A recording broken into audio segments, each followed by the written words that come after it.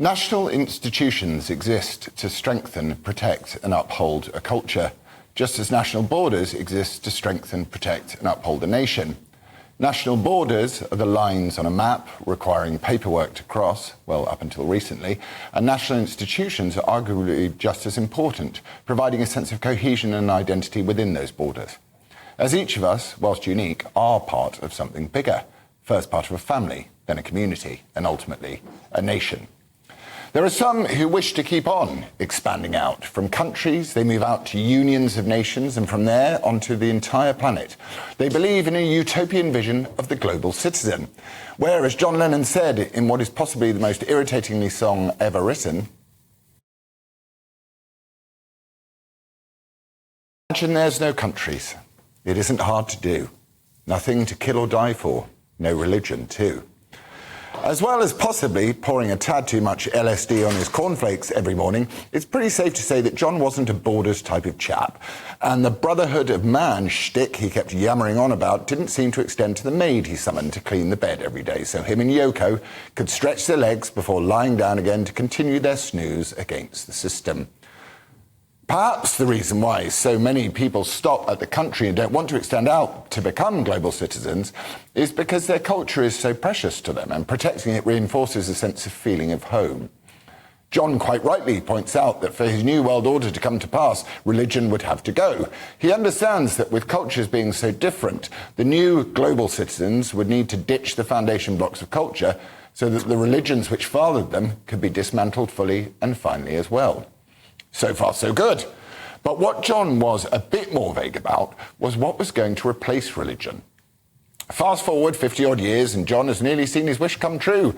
One look at immigration and the invading army of military-age males in our southern border means that we don't have to imagine there's no countries. It's rather quickly becoming a reality. And as for no religion too, certainly our native Church of England deathly spirals as the child mutilation cult flag lilts limply above crumbling and emptying churches.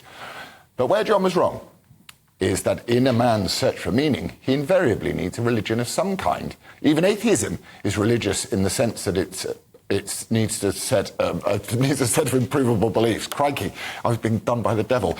And the religion we have chosen to fulfill the gap of meaning in our lives is the paganistic worship of Mother Earth and the climate, the hollow and puritanical insistence on conformity, and the mutilation of children.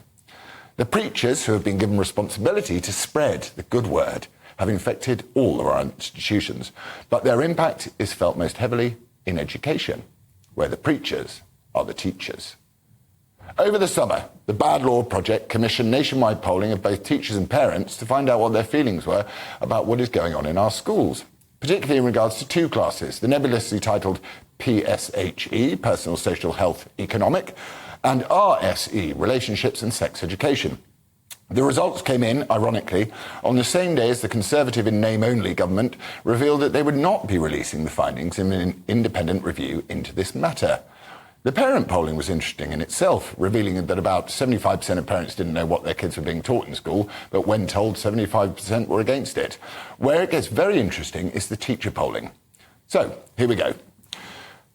Those who identify as LGBTQ LMNOP are represented in primary and secondary school teaching at 250% above the national average. Seeing as the alphabet movement is a political rather than a sex rights-based one these days, that should give us pause. Teachers are also 5 times less likely to identify in any way as conservative, no surprises there, but interesting given that it was almost 50-50 red and blue just 5 years ago. Now, where it gets fascinating is in age. The average age of teachers has been falling for more than a decade, and amongst them is a sizable and growing cohort of true believers of the new religion. Or as a senior Conservative said to me this afternoon, they're all in their 20s and 30s. They got indoctrinated when no one was paying attention. 50% of those aged 18 to 24, 50% strongly disagreed with children's parents being told should the child wish to socially transition, the first perilous step towards irreversible mutilation. This same 50% don't think parents should be able to know what their kids are being taught in advance of class.